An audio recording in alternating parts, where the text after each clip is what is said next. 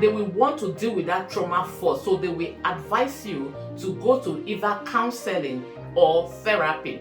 So at that point, they will have to pause your assessment. Part 2 can be full on. It can feel vulnerable, intense, exposing, and exhausting. And at the same time, it's very empowering. The adoption panel, yes, it feels intimidating, but like I always say, they are there rooting for you because they want you to adopt, they want you to be successful. Hello everyone, welcome back to another episode of the Adoptive Parents Diary. If you're new here, I'm Chichi, an adoptive parent sharing my experience to help others navigate through the world of adoption with confidence and clarity. I've been talking about the adoption process in my previous videos. So today, I'll be talking about the stage 2 of the adoption process. This is the stage where a lot of people find most intense but most meaningful. So grab a cup of tea, get comfortable, and I will talk you through what to expect and how you can feel prepared. So let's start with the basics. Stage 2 assessment is the formal stage of the process, which doesn't start until you have completed stage 1 and officially inform your social worker that you want to move forward. So stage 2 typically lasts for about 4 months, unless exceptional circumstances mean it needs to be extended. This is the stage where you work closely with your social worker, attend trainings, and together form a document known as the Prospective Adopters Report, otherwise known as the PAR. That is what the adoption panel will read later on. So stage 2 typically starts with a home visit from your social worker who will come to explain to you what to expect and also tell you how the decision-making process of the panel looks like. Let's talk about the training and preparation. Alongside the assessment, your agency will organize an intensive training session for you.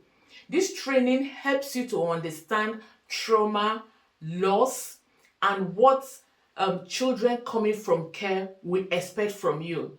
This training typically lasts maybe for 1 week.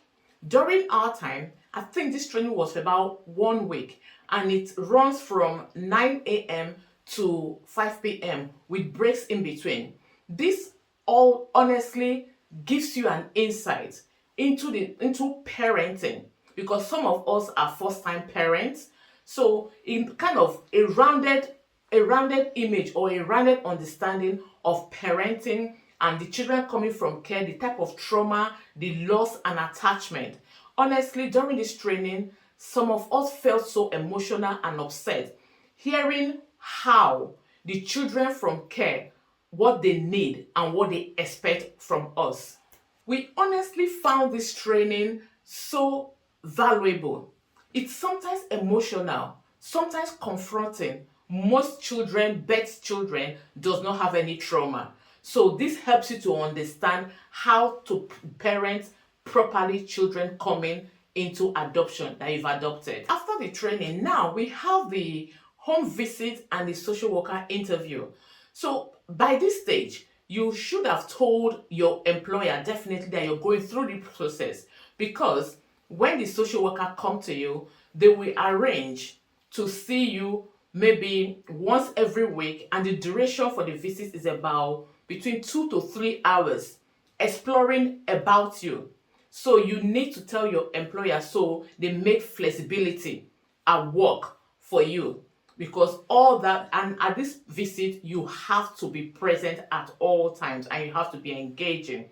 So this visit is to explore things like your childhood, your parenting, how were you parented, how your employment, which I know some of this has already been covered in stage 1, but in stage 1 it was just giving out information, but in stage 2 they will need to see evidence of those things. Like when they talk about trauma, what kind of trauma have you faced as a child, what kind of parenting did you, what kind of parenting, as in your upbringing, your family tree, who are there, are your parents still married, and how is your relationship, that's if you're married or you're partnered, how is your relationship with your partner?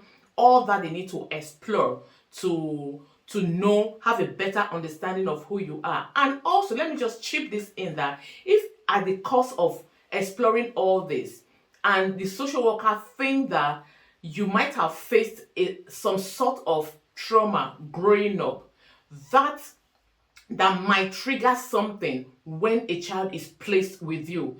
So they will want to deal with that trauma first. So they will advise you to go to either counseling or therapy. So at that point, they will have to pause your assessment. Don't be scared at this point. They are only pausing it, not stopping it or canceling you.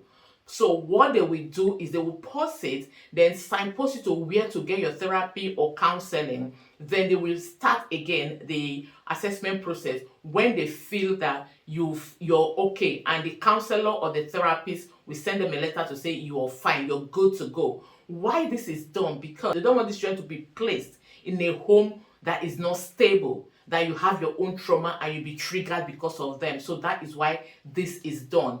So yes, it will feel so, you feel emotional, and sometimes you will feel frustrated that why are they doing all this, but at this time it's for the children, because they want the betterment of these children. So then they explore everything about you. Then coming to your employment. So I know in stage 1 as well, we cover that, but this time they want to cite everything. They want to see your employment letter, including how much you earn. They want to see your bank account, how much is in there. They want to see what is in your saving and how much you have left after paying all your bills. Yes, it's intrusive, but they want to make sure that children are placed in a stable home. So all this information, when they gather it, is what they use to create the PAR. Then from your employer, they will also go to referencing.